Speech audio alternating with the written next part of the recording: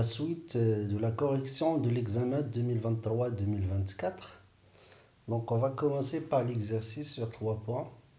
Donc, il s'agit d'une machine, donc au cours d'un cycle, voilà. Une machine thermique échange une quantité de chaleur Q2 avec une source chaude de température T2, une autre quantité de chaleur Q1 avec cette fois-ci la source froide à une température T1 et un travail avec le milieu quoi extérieur. Donc c'est ça la définition d'une machine thermique ditherme. Elle est en contact avec deux sources de chaleur chaude et froide. Parmi les cas ci-dessous, lequel est possible? Justifiez votre réponse. Donc, vous avez le premier cas des valeurs de Q1, Q2, oméga T1, T2.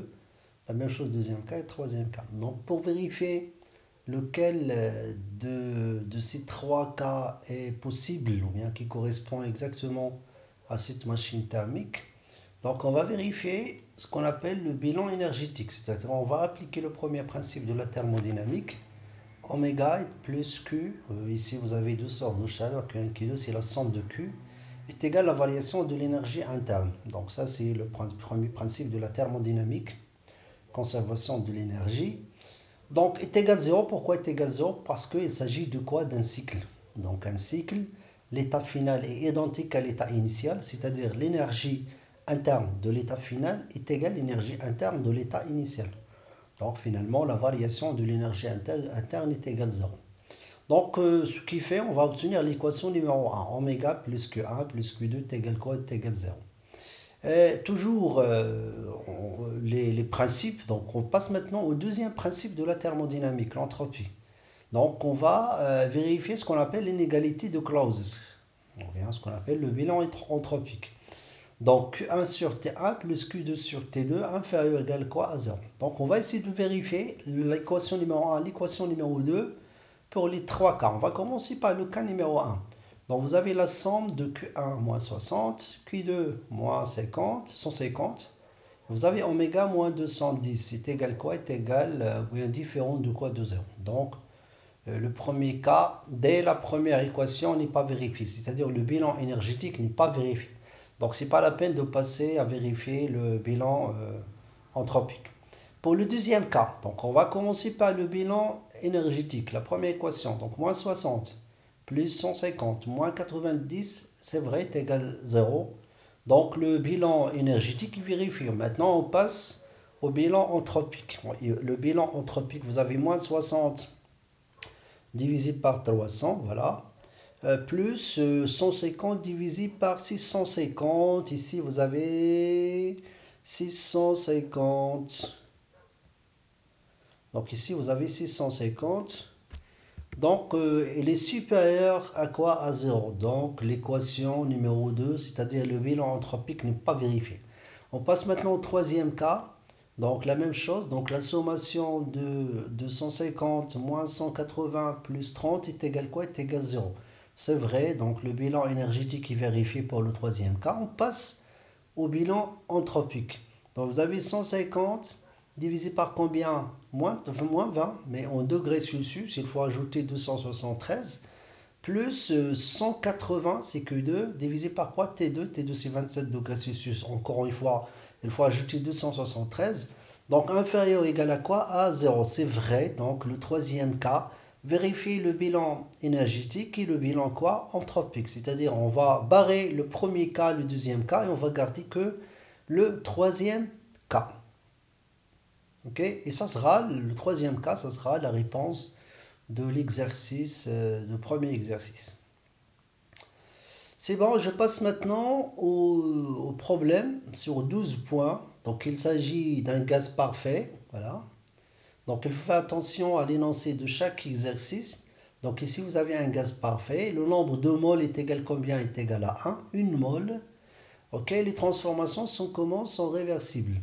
Donc la première transformation 1 à 2, compression adiabatique, 2-3 dilatation isobare, 3-4 détente adiabatique, 4-1 refroidissement isochore. Avec bien sûr donc le A V1 sur V2, B est égal V4 sur quoi? Sur V3. La première question représente le cycle sur un diagramme Clapeyron. Donc ça va donner le cycle suivant. Donc entre 1 et 2, Et c'est une compression adiabatique. Donc la compression augmente. Donc on peut ajouter le sens. Donc les chiffres vous indiquent le sens. Donc vous avez le 1, 2. Ok. Ensuite, vous avez la dilatation, le volume augmente, dilatation isobare, P constante. Et ici, vous avez 3, 4, c'est une détente. Donc, détente, la pression, il y a une chute de pression avec l'augmentation de volume. Et finalement, 4A, c'est un refroidissement isocore. Donc, faites attention, la température, donc, par exemple, la température T4, elle est supérieure à T quoi? À T1. Donc, c'est-à-dire on passe d'une température supérieure à une température inférieure, on dit refroidissement. Très bien. Donc, ça, c'est la première question. Représenter le cycle dans un diagramme Clapeyron. La deuxième, euh, la deuxième question, il faut calculer V4, V2, P2, T2, P3, V3, T3, P4 et T4. Donc, je vais commencer par V4. Donc, le 4.1, la dernière transformation, c'est une transformation isocore, c'est-à-dire le V est constant. V4 est égal à V1. Donc, V1 est égal à 0,0288 mètres cubes d'après l'énoncé de l'exercice. Voilà, le V4 est aussi égal à cette valeur. Ensuite, on passe V2. V2, en passant par le A, donc V2 est égal à V1 sur A. Le A, vous l'avez sur les données, dans les données, donc est égal à 9, la même chose, V1 0,0288. Donc ça va donner 0,2032 mètres cubes. Je passe maintenant à V3. V3 via le B c'est déjà V4 sur V3. Donc V4 est déjà déterminé. Je peux trouver le V3 est égal à 0,20956. Maintenant le P2. Donc j'ai trouvé, donc faites attention, j'ai trouvé les volumes V2, V3, V4. Et vous avez V1 dans l'énoncé de l'exercice. Maintenant, on passe aux pressions. La première pression, c'est P2. La transformation 1,2, c'est une transformation adiabatique. Je peux appliquer ce qu'on appelle l'équation de Laplace. L'équation de Laplace, vous avez P2 V2 à la puissance gamma est égal à P1 V à la puissance quoi gamma. Donc, je cherche P2. P2 est égal à P1 V1 sur V2 à la puissance gamma. Ça, c'est quoi? Ça, c'est le A. Donc finalement, il est égal à P1A à la puissance gamma. Donc vous avez la pression, vous avez le A, vous avez le gamma. Application numérique, on va trouver 21,674 bars. La deuxième pression, c'est P3. P3, la transformation de 3, c'est une transformation isobare. Ok. Donc ici, vous avez 2, 3. C'est l'état initial. L'état final, c'est 3. Ok, donc de 3 c'est une transformation isobare. P3 est égal à P2, donc est égal à 21, 6, 7, 4. Ensuite, le P4. Donc le P4, j'applique encore une fois l'équation de Laplace. Donc la transformation 3, 4, c'est une transformation adiabatique. P3, V3 à la puissance gamma est égal à P4, V4 à la puissance gamma. Voilà, qu'est-ce qu'on cherche? On cherche le P4 est égal à P3. V3 sur V4 est égal à 1 sur B. Donc faites attention. Donc V3 sur V4 est égal à 1 sur B à la puissance gamma. Ça va donner 4,655 bars. Donc j'ai trouvé les pressions. On passe maintenant pour trouver les températures. La première température à trouver, donc j'applique tout simplement l'équation d'un gaz parfait. Donc d'après l'énoncé de l'exercice, il s'agit d'un gaz parfait. T2 est égal à P2V2 divisé par R. Psi-n est égal à 1, le nombre de moles. Application numérique, on va trouver T2 est égal à 834,213 Kelvin. Donc faites attention. Donc ici, vous avez 21,674 pour P2, c'est en barre, il faut la multiplier par 10 à la puissance 5. La même chose T3, en appliquant l'équation de gaz parfait, on va trouver T3 est égal à 2492,223. Et finalement, le T4, de la même manière, l'équation d'un gaz parfait, on va trouver T4 est égal à 1612,5 Kelvin. La question suivante, calculer les travaux et les quantités de chaleur de ce gaz au cours des 4 transformations. Donc, vous avez un tableau qui regroupe les expressions de la quantité de chaleur Q et sa valeur numérique. La même chose, la troisième et la quatrième colonne. Donc, vous avez l'expression de oméga, le travail, et sa valeur quoi, ou bien voilà sa valeur numérique. Donc, pour la transformation 1,2, c'est une transformation adiabatique. Adiabatique, la quantité de chaleur échangée est égale 0. Donc, Q est égal 0, Q est égal 0. Elle reste que l'expression de oméga. Oméga est égal directement au delta U. Pourquoi? Parce que normalement, c'est quoi le premier principe de la thermodynamique? Le premier principe de la thermodynamique, delta U, est égal quoi? Est égal Q plus oméga. Pour la transformation 1,2, à quoi est égal Q? Est égal 0. Voilà. Finalement, delta U est égal oméga. Et c'est quoi delta U? D'après la question qu'on a, la question de cours qu'on a fait toujours dans la correction de cet examen, la première loi de Joule. Est-ce que vous vous rappelez de la première loi de Joule? Vous avez T égale CV delta T. Donc voilà ce que j'ai fait ici. Donc vous avez oméga est égal delta U est égal CV delta T. Donc est égal CV delta T. Donc en appliquant le premier principe de la thermodynamique et la loi de Joule, donc on va trouver que le oméga est égal, je remplace le CV par quoi? Par sa valeur, par son expression NR sur gamma moins 1, sachant que le N est égal à 1, la constante R et les données, dans les données de l'exercice ou bien de problème, gamma ou C et les données est égal à 1,4. T2 moins T1, les températures sont déjà calculées. On va trouver cette valeur numérique. Donc vous avez 11 103,68 joules. En passant maintenant à la deuxième transformation de 3. De 3, c'est une transformation adiabatique. Ah, pardon, isobare. De 3, c'est une transformation isobare. Donc, isobare, sans réfléchir, QP est égal CP delta T. Le CP est égal NR gamma divisé par gamma moins 1. Donc, la variation de température T3, la température finale moins la température initiale, T3 moins T2. Donc, application numérique, on va trouver cette valeur. Pour le travail est égal moins P2 ou bien moins P3. Donc, vous avez la pression est constante, P2 est égal P3.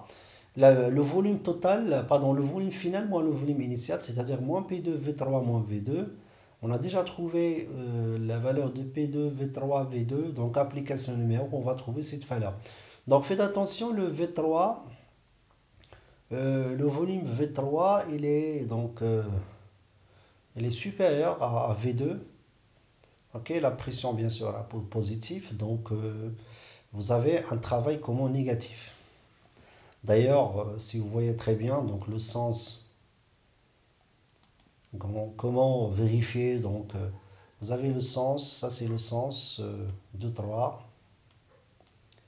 Dans ce sens, le volume augmente. Et d'après la définition de oméga, oméga est égal quoi? Est égal moins P dV. Donc vous avez un volume, une variation de volume dans ce sens de 3, une variation de volume positif, avec le moins, c'est-à-dire on va trouver un travail commun négatif. Voilà, donc ça c'est entre parenthèses. Donc il faut chaque fois vérifier, ok? Chaque fois vérifier ce que vous avez trouvé comme résultat, surtout le signe. Donc il s'agit d'un travail négatif. 3,4. Donc 3,4, c'est une transformation adiabatique. Bien sûr, pas d'échange de la chaleur, Q est égal à 0. Il reste que le oméga. Donc de la même manière que la transformation 1,2. Donc le premier principe de la thermodynamique, delta U est égal à oméga plus Q, Q est égal à 0. Donc finalement, delta U est égal seulement le travail d'après la première loi de Joule. Donc CV est égal à CV delta T. Donc NR sur gamma moins 1, l'expression de CV. T4 final moins quoi? Moins initial. Cette fois-ci, si vous voyez très bien, la température T4, il est comment? Il est inférieur à la température T3. Donc T4 il est inférieur à T3, ce qui fait on va trouver un travail comment négatif. Donc on peut dire la même explication que j'ai donnée tout à l'heure pour 2, 3. Donc je passe de 3 à 4, le volume augmente, c'est une variation de volume positif. Donc il reste le moins qui est déjà dans l'expression de la définition de travail. Donc ce qui fait, vous retrouverez donc une valeur donc négative pour le travail, un travail négatif. Et finalement, la quatrième transformation 4.1. 4.1, c'est une transformation 4.1, c'est une transformation isocore. Isocore, donc je répète, d'après la définition de travail, donc oméga est égal à l'intégrale de moins P dV. Donc pour la transformation isocore, V il est comment? Il est constante. Donc voilà, donc la dernière transformation c'est V est égal constante. Ça veut dire dV est égal quoi? La variation de volume est égale quoi? Est égale 0. Ça veut dire que vous avez un travail nul. Et voilà, donc il s'agit d'un travail nul. Donc qu'est-ce qu'il reste? Il reste que à trouver, il reste à trouver l'expression et la valeur numérique de quoi? Dans la valeur numérique et l'expression et la valeur numérique de quoi? De Q. De la même manière, donc on peut le oméga plus Q. Normalement, pour la transformation isocore, l'expression de quantité de chaleur échangée chez QV est égal à CV delta T directement, en utilisant la capacité thermique à volume constant, ou bien vous pouvez appliquer le premier principe de la thermodynamique. Donc vous avez delta U. Ok, et à quoi est égal delta U d'après la première loi de Joule est égal à CV delta quoi? T. Donc oméga est égal à 0. Voilà. Ça veut dire Q est égal à CV delta T. Tout simplement. Donc je remplace CV par son expression NR gamma moins 1, T1 moins T4. Il faut faire attention. La température finale c'est T1, c'est pas T4.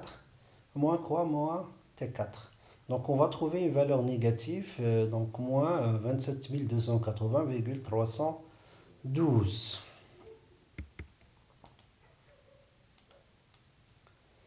Voilà, donc rapidement, donc j'ai trouvé, bien, j'ai donné les expressions de la quantité de chaleur ainsi que le travail et ces valeurs quoi? Numériques. Donc la dernière question, bien l'avant-dernière question, bien en tout cas pour ce diapo, la dernière question, que se passe-t-il si B est égal à 1? Donc si B est égal à 1, le cycle devient un cycle symétrique en termes de rapport de volume et de transformation, c'est-à-dire A est égal à B. Le rapport entre les volumes sont égaux. Le rendement du cycle diminue car l'écart entre les températures maximales T4 et minimales T1 se réduit. Cela entraîne une diminution de la chaleur absorbée et c'est la quantité au niveau de BC par rapport à la chaleur rejetée au QDA. DA c'est-à-dire 4,1 et BC ça veut dire le Q de 3. Donc cela signifie que le cycle perd en efficacité quoi? Énergétique. Donc maintenant je passe pour le calcul de la variation de l'énergie interne pour les quatre transformations. Donc pour simplifier les calculs, donc j'ai déjà calculé le CV et le CP. Donc la même chose, un tableau qui regroupe la variation de l'énergie interne, la variation de l'enthalpie et la variation de l'entropie. Donc je vais commencer par la variation de l'énergie interne. Comme vous voyez, vous avez toujours CVT2 moins T1, CVT3 moins T2, CVT4 moins. Donc vous avez la même expression, ce qui va changer tout simplement les indices. Donc qui correspond à chaque quoi, à chaque transformation. Donc j'ai appliqué ici, j'ai appliqué la première loi de quoi? De Joule. Pour le delta H, la même chose. Donc on va appliquer la deuxième loi de Joule. Donc ici, donc, je vais essayer d'écrire. Donc j'ai appliqué la première loi de Joule. Donc c'est-à-dire quoi? La première loi de Joule Donc la première loi de Joule, l'énergie interne ne dépend que de la température. Donc delta U est égal à CV delta T. Et ça, c'est la deuxième loi. Ça, c'est la deuxième loi de Joule. Donc ça, c'est la deuxième loi de Joule. Donc la deuxième loi de Joule, c'est delta H est égal CP delta T. Donc toujours la deuxième loi de Joule. Pour la première loi, dont vous avez delta U est égal CV delta T. Donc pour la première loi de Joule, l'énergie interne ne dépend que de la température puisqu'on prend CV constante.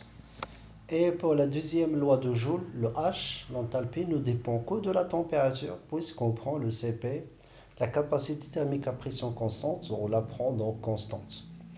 Donc ce sont deux lois appliquées pour un gaz parfait. Donc je répète, j'insiste sur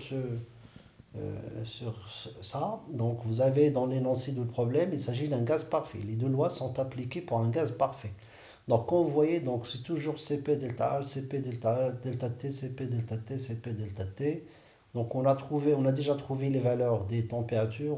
J'ai calculé ici la capacité à pression constante, la capacité thermique à volume constant. Donc il suffit d'appliquer ou bien de faire l'application numérique et de trouver les valeurs de la variation de l'énergie interne et de l'enthalpie.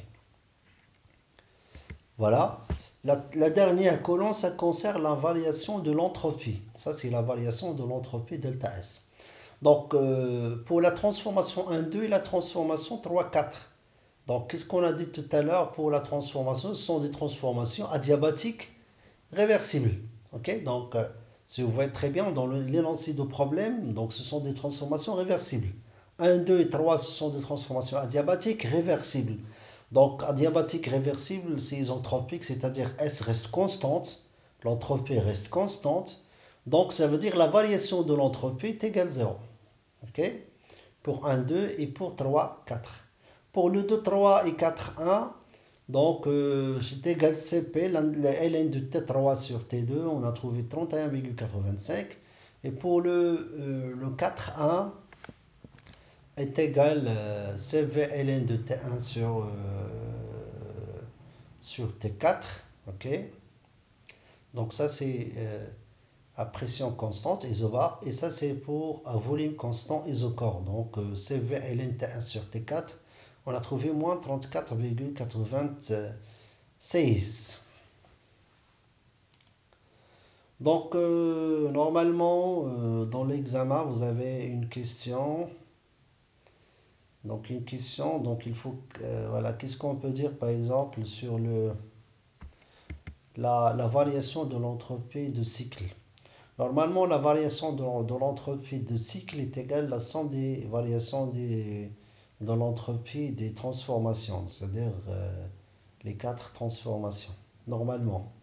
Normalement, doit être égal quoi? Est égal 0. Pourquoi est égal 0? Parce que normalement, on pointe le S, l'entropie, il s'agit d'une fonction d'état. Ok? Pour cette transformation, on part de 1 et on revient à 1, c'est-à-dire l'état final est identique à l'état initial, c'est-à-dire l'entropie finale est égale à l'entropie initiale, delta S est égal à 0. Ok? Donc si je fais la somme normalement de ces quatre variations de l'entropie, il faut trouver 0. Ok? Dans nos calculs, nous avons trouvé delta S est égal à moins 3,11. Ok? Donc si vous faites la somme, vous trouvez moins 3,11.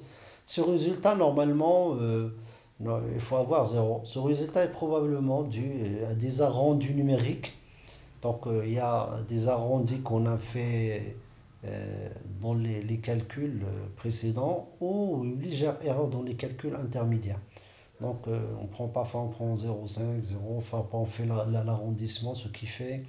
Donc, on ne va pas vraiment trouver la somme des delta S est égal à 0. On va trouver une petite valeur.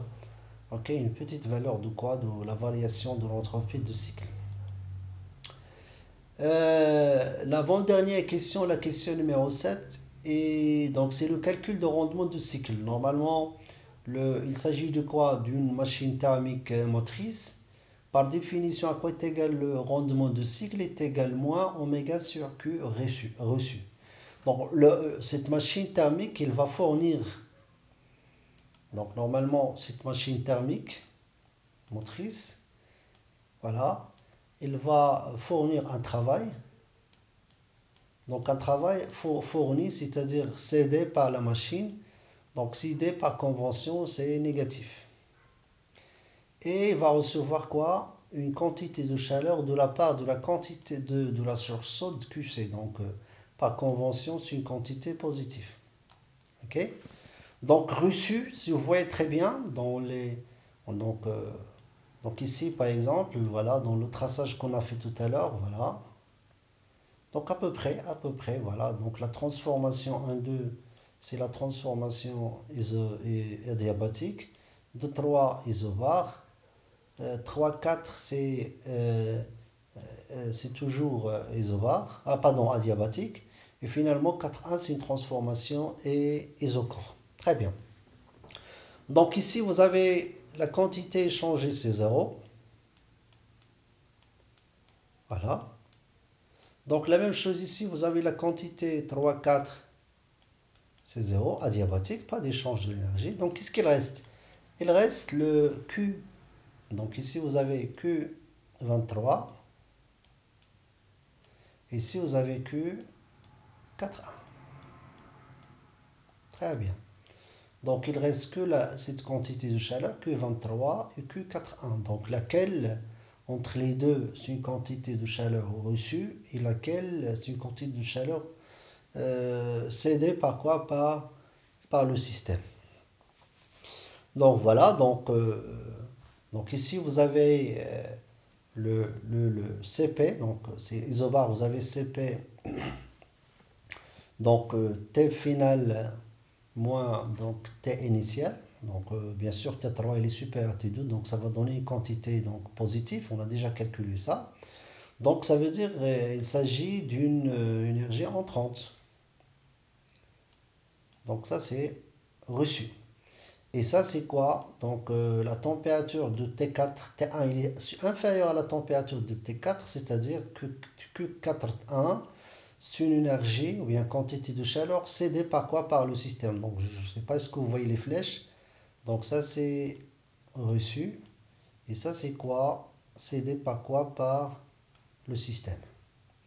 Donc vous avez moins oméga. Pourquoi moins? Normalement la définition d'un rendement c'est quoi? C'est l'énergie utile sur l'énergie quoi? Dépensée. Donc l'énergie utile c'est les oméga. Donc il est fourni. Donc qu'est-ce qu'elle fait cette machine? Elle va transformer la quantité de chaleur thermique reçue de la part de la source chaude en quoi? En un travail. Donc, c'est-à-dire l'énergie utile, c'est le oméga, avec le moins. Pourquoi? Pour tout simplement avoir un rendement positif. Donc, vous avez oméga inférieur à 0. Sur quoi? Sur la quantité de chaleur reçue, bien chaude. Voilà, échangée avec la source chaude. Donc, il n'y a que le Q23. Donc, finalement, donc, oméga, moins oméga sur Q23. Et d'après le premier principe de la thermodynamique, donc le oméga plus la somme des quantités de chaleur est égal quoi? Est égal 0. Ok? Donc, c'est-à-dire oméga, ou bien moins oméga, est égal la somme des quantités de quoi? De chaleur. Ce que j'ai fait ici, donc vous avez, euh, voilà, non,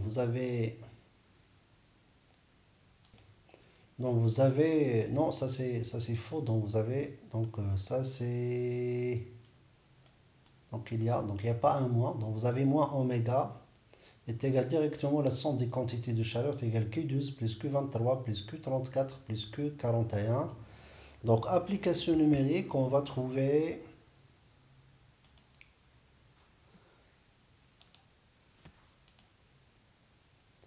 voilà, donc j'ai corrigé le moins, donc ouais, donc ça sera donc directement, donc je répète, vous avez le oméga plus la somme des quantités de chaleur échangées est égal quoi? Est égal, normalement est égal delta U, ok, de cycle, donc est égal quoi? Est égal 0. Ok, ça veut dire le oméga plus la somme des quantités de chaleur est égal quoi? Est égal 0. Donc ça veut dire le moins oméga est égal à la somme des quantités de quoi? De chaleur. Donc ce que j'ai fait ici, vous avez moins oméga est égal Q2 plus 23 plus Q34 plus Q41 divisé par Q23 est égal quoi? Est égal 0,44. Donc très bien. La dernière question, donc on va calculer le rendement de cycle de Carnot. Donc si vous voyez très bien, lorsqu'on veut calculer le rendement de cycle en utilisant les énergies, ok? Donc toujours l'énergie utile sur l'énergie dépensée par définition. Lorsqu'on veut calculer le rendement de cycle de Carnot, il est toujours calculé en fonction des températures minimales et maximales. C'est-à-dire la température échangée avec la source chaude et la température échangée avec la source quoi? Froide. Donc N Carnot était, ou bien ρ, donc le rendement de Carnot est égal à 1 moins T min sur T max. Donc est égal à 1 moins 300 divisé par 2492,223 est égal 0,88, c'est-à-dire 88%. Donc voilà, bien sûr, la conclusion, donc qu'on sait tous, bien sûr, le cycle idéal de Carnot, ça va donner un cycle, donc un rendement supérieur par rapport au rendement de cycle réel. Donc le rendement de Carnot est supérieur au rendement de quoi? De Carnot. Et merci pour votre attention.